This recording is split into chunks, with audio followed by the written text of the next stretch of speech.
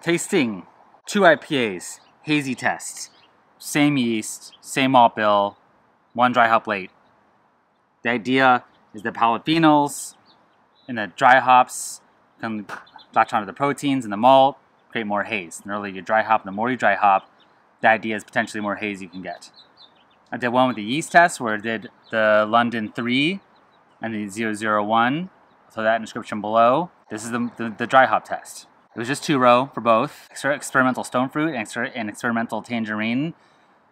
In the bittering, let's see what I have here. The early dry hop one got a huge dose of experimental stone fruits, 0.4 ounces 3 days in, and another 0.4 ounces near the end of fermentation. And the second one I dry hopped in the keg. Let's get to it. I just poured them. So we have a situation here again. One is off, and the other is fine. The exact same thing happened on my last experiment. For some reason, the darker one got a little oxidized and has a little bit of diacetyl to it, where this one is bright and great and awesome. The early dry hopped one is this one. And I don't know if it got a little oxidized opening up and throwing hops in twice. I did exactly the same procedure on both. Both were completely unchanged. I have no idea why one is oxidized a little bit and a little off with acetyl, and the other is fine.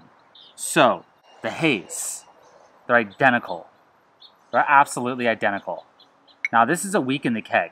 I'm very curious to see what these might do in 2 weeks, but I want to get this done now to show that even in a week in, they're like unchanged. On the yeast experiment on the London 3 one, the London 3 was slightly cloudier, but not by much, but there was a little bit of a difference. This one, there's no difference. So it's very, very interesting. That could be because of the large steeping addition that is done. So regardless of how many dry hops I put in, early, late, it doesn't matter. That steeping I do early on in fermentation, that imparts all its polyphenols that then get onto the proteins, and it doesn't even matter at that point. There's so much hops in there. And it's almost like an early dry hop-ish sort of thing. Although, of course, you're extracting IBUs, you're still putting a ton of polyphenols into the beer.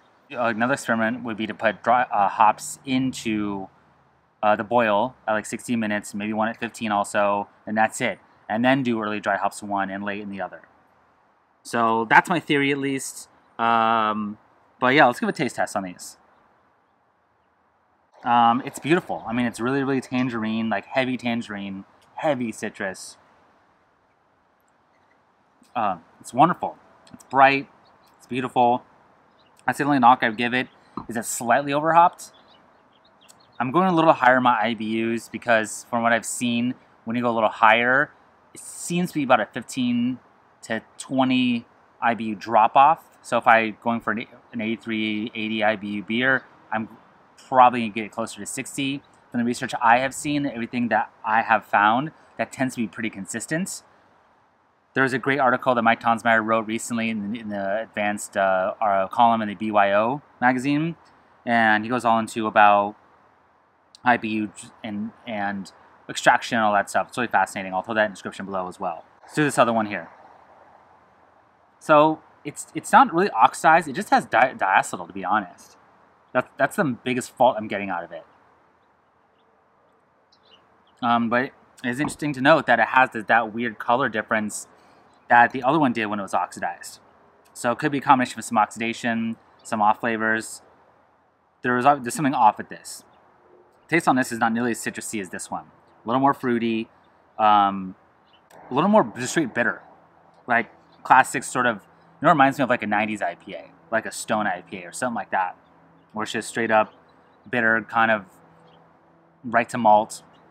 Now those IPAs, especially in my opinion, when they're shipping in large quantities, by the time you get it, you know, 3 weeks, month, 2 months, 3 months.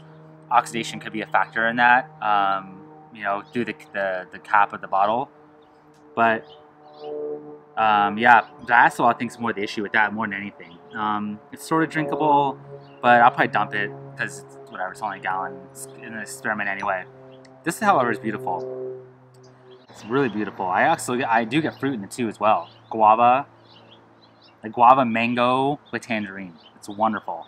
So yeah, interesting experiment. I want to do more of these things. I love experimenting. Yeah, stay tuned for more of that stuff, more videos in general, and get out there and get weird with just everything. Just get weird.